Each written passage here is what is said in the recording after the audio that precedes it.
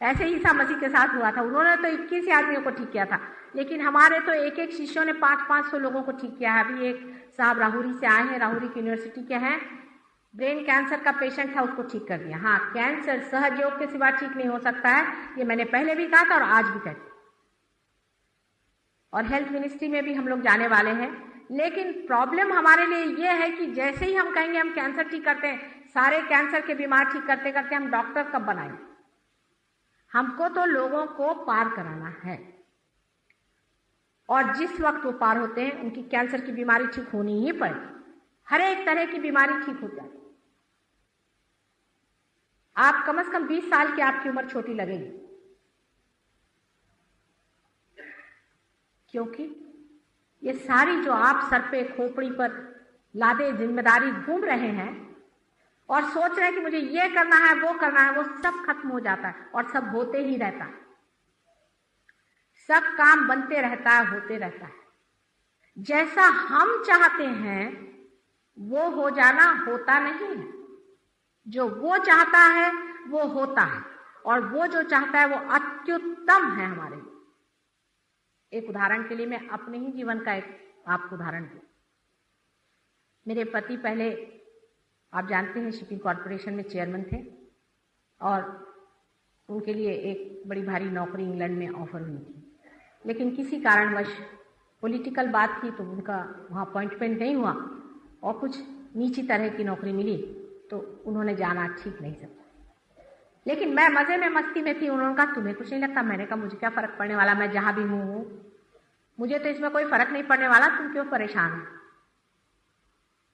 मैं तो बहुत आनंद से हूँ, और जो कुछ होता है सो भले ही के लिए होता है, ऐसा ही सोचना चाहिए। परमात्मा का हर एक चीज में कोई ना कोई संकेत है। मैंने कहा अगर आप नौकरी को इतनी बड़ी चीज समझते हैं तो उसमें भी परमात्मा का कोई संकेत ही होगा। उसके अगले ही साल बड़ा भारी चुनाव हुआ और 176 देशों ने उनको चुन करके इतने ऊंचे पद पर बिठाया कि जिस आदमी की जगह वो जाना चाहते उसके भी खोपड़ी पे जाके बैठे। तब उनको बड़ा आश्चर्य हुआ, और मैंने कहा नहीं भी बिठाते तो भी मैं सोचती ठीक ही है। तो हिंदुस्तान छोड़ करके जब बाहर देश में जाना हुआ तो लोगों ने कहा कि माता जी आपका तो कार्य क्षेत्र, आप कहते हैं कि हिंदुस्तान है और ये योग भूमि। मैंने कहा योग भूमि तो है, लेकिन जितने योगी हैं सब इधर ही पैदा हुए हैं, क्या करूं? सच बात। आपको आश्चर्य होगा कि हिंदुस्तान के सारे योगी आजकल उधर ही पैदा हुए हैं, यहां नहीं। यहां तो कीचड़ जैसा मुझे लगता है, आप माफ करें, लेकिन है।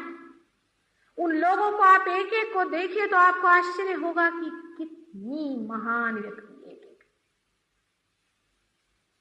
उनके लिए परमात्मा कितनी बड़ी चीज है, उनके खोज में कितनी सच्चाई है, कितनी गहराई है। सर्वस्व अर्पण करके भी वो चाहते हैं कि हर पल इसी में बने। अभी एक साहब यहाँ आए थे, वो भी यूनाइटेड नेशंस में बड़े भारी ऑफिसर हैं, हमारे लोगों से मिले। ये लोग दंग हो गए, कहने लगे भाई मुझे सिखाओ, गणपति की पूजा सिखाओ। लोगों ने पूछा तुम गणपति की पूजा करोगे? तुम तो ईसाई हो। नहीं, मैं ईसाई नहीं हूं, मैं किसी धर्म का नहीं हूं, मैं सहज योगी हूं। गणपति के बगैर कुछ नहीं हो सकता। पूजा क्या है? पूजा भी उसी असीम में उतरने की बात। नमाज क्या है? उसी असीम में उतरने का मंत्र है। प्रेयर क्या है? उसी असीम में उतरने की एक व्याख्या है। लेकिन बगैर परमिशन के, बगैर कनेक्शन के कोई भी इसका अर्थ नहीं लगता। आप करते रहें जितनी पूजा करें, किसी काम का नहीं है। आज ही एक स्त्री हमारे पास आई थी, मुझसे कहने लगे कि माता जी मुझे हृदय की बहुत तकलीफ है। मैंने कहा तुम कौन सा मंत्र कहती हो? कहले मैं कहती हूँ ओम नमो शिवाय।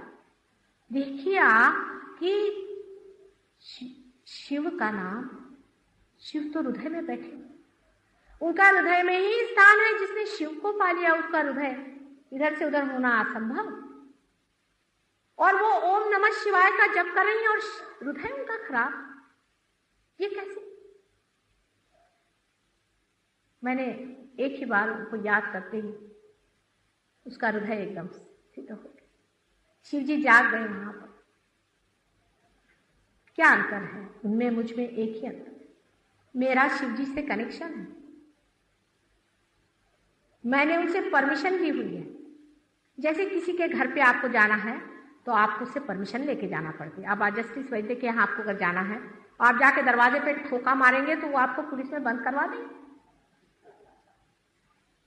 लेकिन आप कायदे से उनके पास पहुंचे तो वो भी आपकी आवभगत करेंगे, कहेंगे बैठिए, आइए विराजिए। कनेक्शन के बगैर जितनी भी पूजा अर्चा आदि होती है, और वो भी अतिशय में जब जाती है, संतुलन से परे, उसका नुकसान होता है।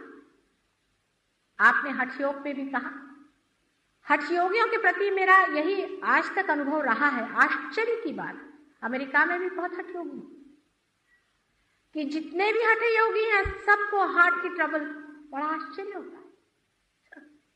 हठ योगी तो विशेषकर शिव के बहुत बड़े पुजारी होते हैं। उसका कारण यह है कि हठ योग संसार में रहने वाले लोगों के लिए नहीं, जंगलों में रहने वाले हैं परशुराम के लिए।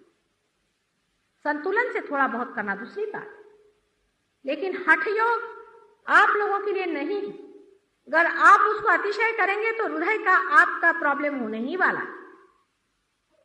अभी आप देख रहे हैं कि संसार में एक हरे रामा हरे कृष्णा लोग आते हैं। लंदन में कितने ही उनके शिष्य मेरे पास आते हैं, उनको यहाँ पर कैंसर की बीमारी, सच बात मैं आपसे बता रही हूँ, मैं आपकी माँ हूँ, जो गलत बात है उसके लिए मुझे बताना ही हो। उनको यहाँ पर कैंसर की बीमारी, आपको आश्चर्य होगा कि इस कंठ में श्री कृष्ण का ही वास है, वही विराजते हैं यहाँ पर। जब कभी किसी को कंठ में या सर्वाइकल प्लेक्सस में कोई भी शिकायत होती है तो श्री कृष्ण का, राधा कृष्ण का नाम लेना पड़ता है, कुंडलिनी शास्त्र। और इनके यहाँ पर देखिए कि इनकी जो कुंडलिनी अवरुद्ध तो है ही, लेकिन यहाँ पर श्री कृष्ण ही नाराज बैठे हुए हैं, वहां से लुप्त हो गए। क्या वजह है? हम लोग सोच रहे हैं क्या हमारी संस्कृति फैला रहे हैं, हालांकि उसमें संस्कृति कुछ नहीं फैलाते वो लोग। मैंने देखा उनकी चोटियां नीचे गिर जाती, धोतियां नीचे गिर जाती, इतना बद्दापन सारा है। लेकिन जाने दीजिए उस बात को, परमात्मा के नाम पे जो कूद काद रहे हैं और चिल्ला रहे हैं, उनके शुद्धि चक्र पे जहां पर श्री कृष्ण का वास है, उस जगह कैंसर की बीमारी कैसे हो गई, उसका भी यही कारण। और नहीं तो उनको एक बार भी याद करना बहुत कुछ होता है। उनको इतने बार याद करने की जरूरत ही क्या है? जिसको जाना है उनको सिर्फ एक बार कृष्ण करके कहें, सुदर्शन चक्र लेकर के, शंख चक्र गदा पद गरुड़ ललित धार। उनके लिए इतना आतप करने की जरूरत क्या है? इतनी आफत मचाने की जरूरत क्या है? इतना सोंग करने की और इतना एग्जीबिशन करने की क्या जरूरत है, जो कि साक्षात आपके अंदर हर समय विराजमान। किंतु आप अपनी हट करते हैं। आप वास्तविक कर परमात्मा को मानते हैं तो शरणागति में रहें, मौन में रहें, उसे जाने अंदर में घटित होना है ही। आखिर आप ही सोचिए, जिस परमात्मा ने ये विश्व बनाया है, जिसने ये सारी सृष्टि रची है, वो क्या इस सारी सृष्टि को विनाश कर देगा? इसका क्या संहार कर देगा? परमेश्वर का प्रेम कलियुग में तो विशेष रूप से कार्यान्वित है।